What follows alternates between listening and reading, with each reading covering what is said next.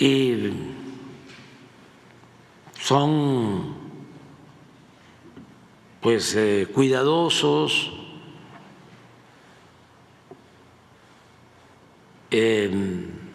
buscan mantener su estrategia. Ellos durante mucho tiempo han mantenido esa estrategia de buscar involucrar a gobiernos de otros países para mantenerlos débiles y someterlos.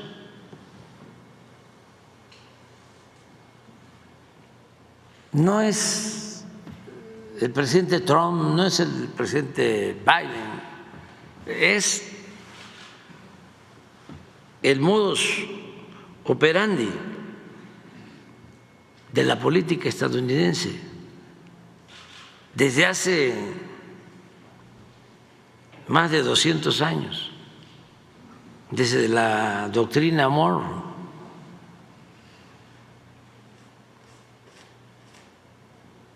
Que hablaron de que América para los americanos. Y ahora, aunque siguen con las mismas prácticas, son un poco más diplomáticos, porque antes creaban países, invadían países, ponían y quitaban presidentes a su antojo, creaban protectorados, estados asociados. A nosotros nos invadieron 2 veces.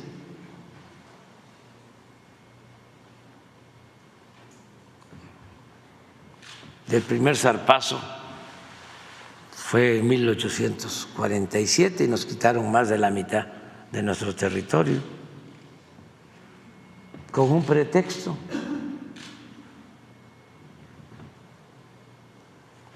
Que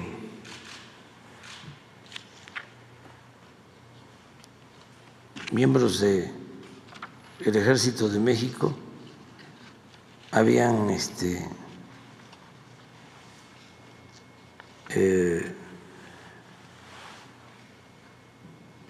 triunfado en una escaramuza, ni siquiera batalla, en contra de estadounidenses y que les habíamos invadido su territorio, y eso lo llevaron al Congreso de Estados Unidos y nos declararon la guerra.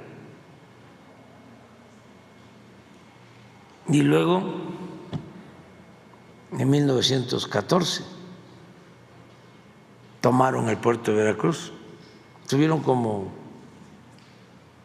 8 meses.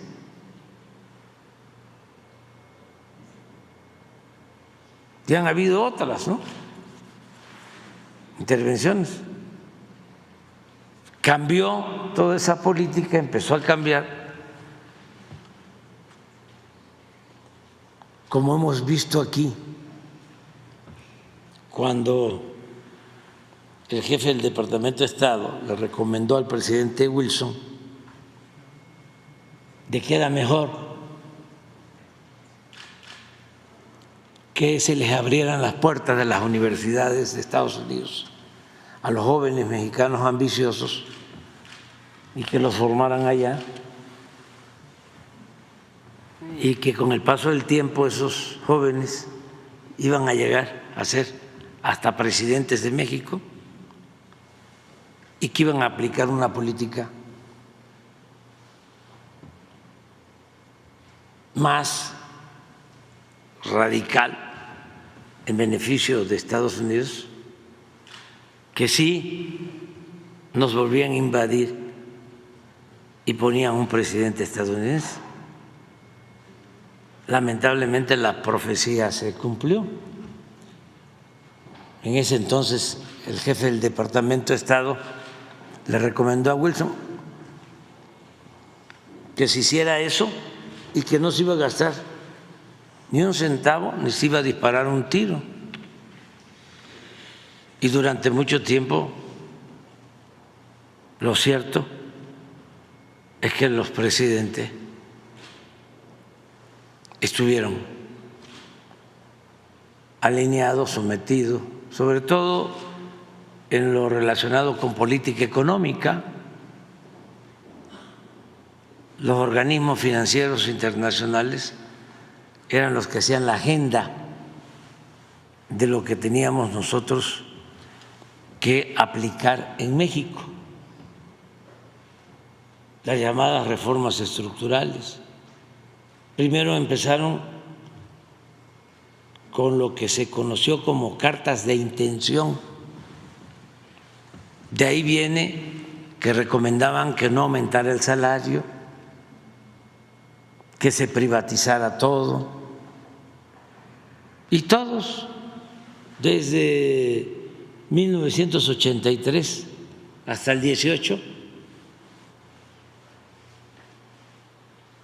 actuaron de manera obediente. Pero como esa política nos llevó a la ruina, a la decadencia, el pueblo dijo basta, el pueblo de México, que no es un pueblo sumiso.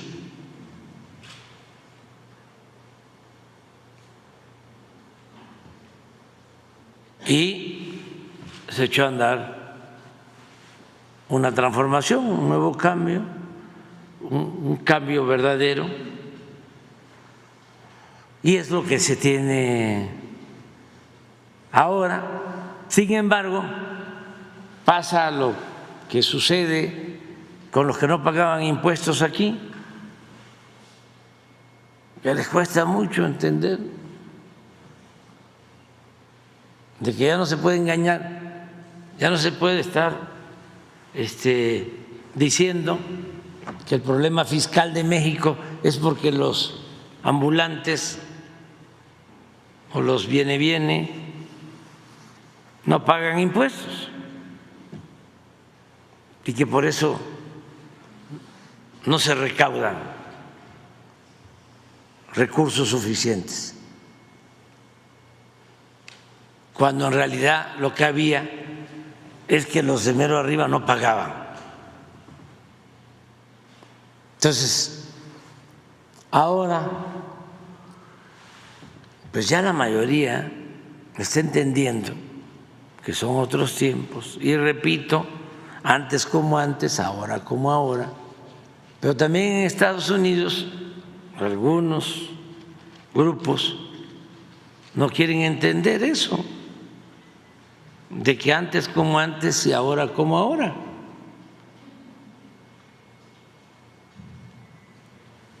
Y siguen queriendo meterse y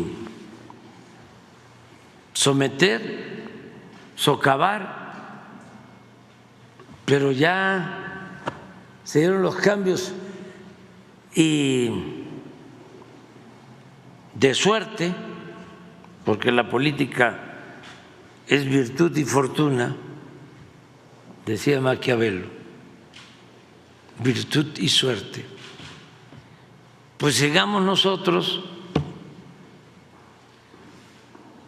y ofrezco disculpa, pero nosotros llegamos con la moral en alto. No llegamos dejando trozos de dignidad en el camino. No nos ayudaron los narcotraficantes, ni los delincuentes de cuello blanco, ni los dueños de los medios de comunicación que formaban hasta hace poco la llamada opinión pública, ni nos ayudaron los intelectuales orgánicos, ni los científicos más connotados y cooptados por el régimen. Nos ayudó el pueblo, te lo debemos, lo que somos, al pueblo, y no somos corruptos. Entonces, por eso le podemos decir al New York Times: a ver, si eres un periódico, a los dueños del New York Times, a los editores del New York Times, si son ustedes gentes honestas, presenten pruebas de que el presidente de México está involucrado en el narcotráfico. Por eso le podemos decir al Premio Nobel del Periodismo, 2 veces galardonado con el Pulitzer, Tim Goldstein: a ver, ¿dónde están tus pruebas? ¿Quién te encargó hacer los reportajes? ¿Y quién pompó?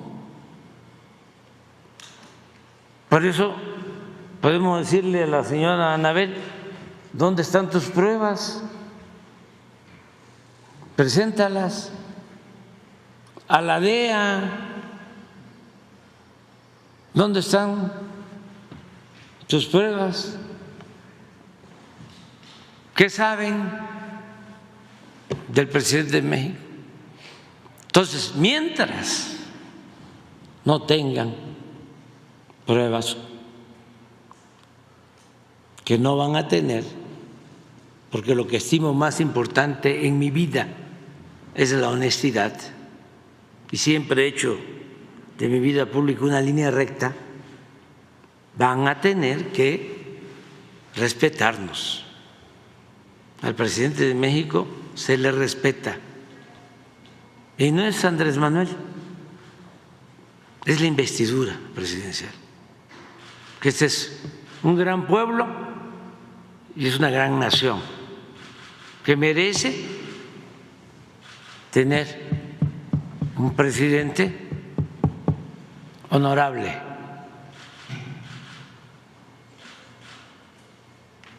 No un presidente de mala fama pública, susceptible de ser ninguneado por cualquiera, ni en México ni en el extranjero. Entonces, todo esto del señor Zambada pues va a ayudar mucho, o sea, a conocer todas las ligas, ¿sí? Y también para ir desmistificando. A ver, ¿no es un asunto también político? ¿Realmente se va a resolver el problema del tráfico de drogas y en especial del consumo de drogas? ¿Por qué no cambian la política en Estados Unidos? ¿Por qué piensan que deteniendo a un narcotraficante famoso, o a 2, o a 3, o a 10, van a resolver su problema de la distribución de las drogas y del fentanilo? Y lo más lamentable, que van a poder resolver el problema de la pérdida de vidas de 100,000 jóvenes. ¿Qué no es eso? ¿Simulación?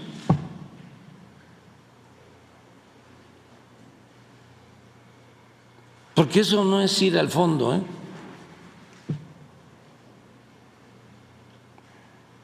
ojalá y convocaran a un congreso a los mejores científicos sociales para exponer el problema que tienen del consumo de droga, para ver qué opinan. Yo conozco textos, documentos, libros de científicos sociales estadounidenses que tienen planteamientos distintos.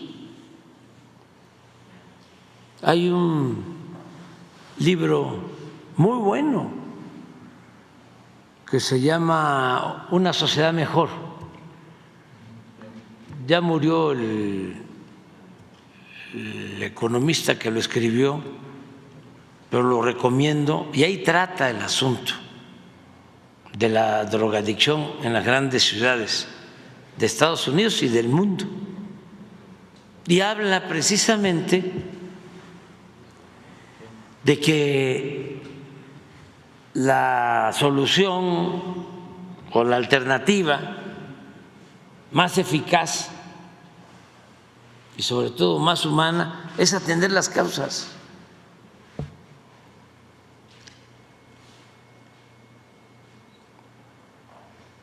¿Y por qué no preguntarse qué lleva a los jóvenes a el consumo de las drogas?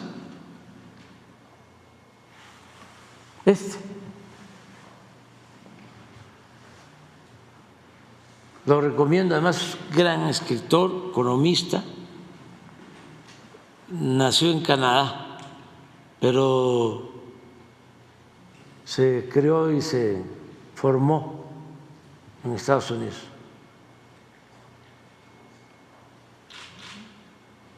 Es un clásico y trata el tema. Y así deben de haber otros para ir a atender el fondo. Es que nosotros tenemos una información del INEGI, en promedio 500 jóvenes fallecen al año por consumo de drogas químicas. Para 100,000 que fallecen en Estados Unidos, ¿qué está pasando? ¿Qué no es un asunto más social y cultural que de otro tipo? ¿Y por qué no atender eso? ¿Qué no es algo que tiene que ver con pérdida de valores, con la desintegración de las familias? ¿Se van a resolver las cosas así, deteniendo a los jefes del narcotráfico? Nosotros lo hacemos, desde luego. Hemos detenido a muchos, pero no estamos pensando que con eso se va a resolver el problema. No, la estrategia en México, y se ríen cuando digo abrazos, no balazos, la estrategia en México es atender las causas, que los jóvenes tengan opciones de trabajo, de estudio, que no se desintegren nuestras familias, que mantengamos valores culturales, morales, espirituales, sentirnos orgullosos de ser mexicanos y seguirnos queriendo mucho como somos. La familia en México es la principal institución de seguridad social y por eso no tenemos esas muertes. No es el gobierno, No, es que nuestras culturas nos protegen, nuestras tradiciones, nuestras costumbres, por eso no saben lo que hacen quienes se comportan como racistas. Para empezar, no hay razas. Eso es un engaño. Es una deformación. Sentirse superior. Pero además, lo más bueno que tenemos actualmente los mexicanos viene del legado de las grandes civilizaciones que florecieron antes de la llegada de los europeos.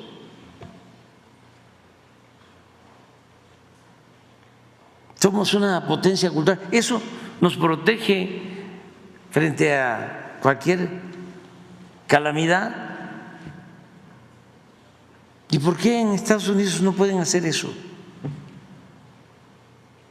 ¿Por qué no se plantean qué está pasando? ¿Por qué tienen que irse de la casa los jóvenes desde la adolescencia? Sí, está bien y hay que respetar, son costumbres, pero a ver, ¿por qué no revisamos eso? ¿Por qué en vez de que se vayan a los 18, que puedan irse a los 20, a los 22, a los 24, y que el Estado les ayude a esas familias para que paguen la universidad?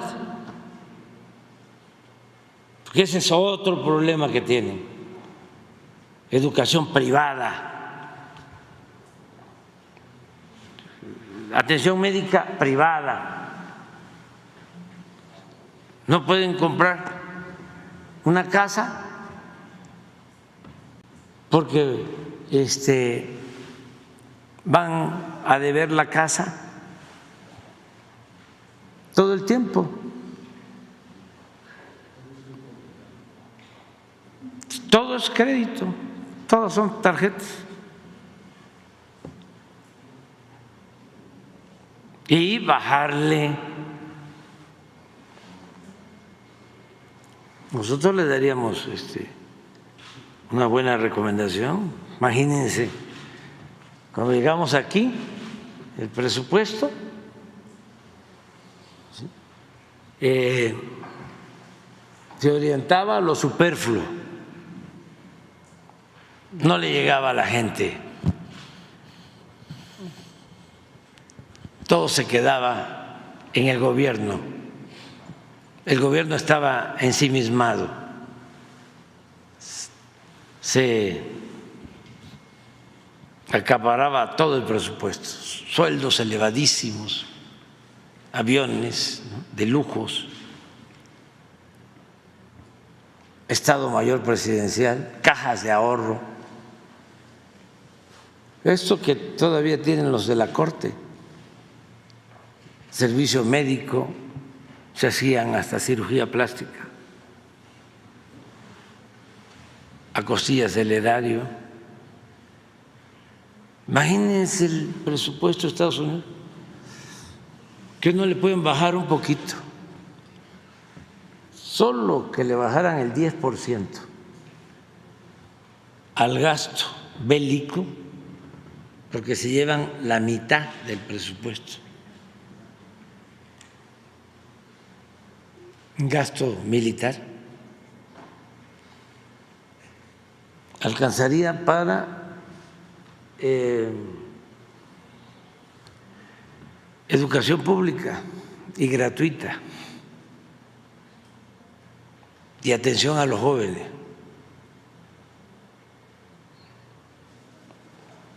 Pero bueno, esas son otras cosas.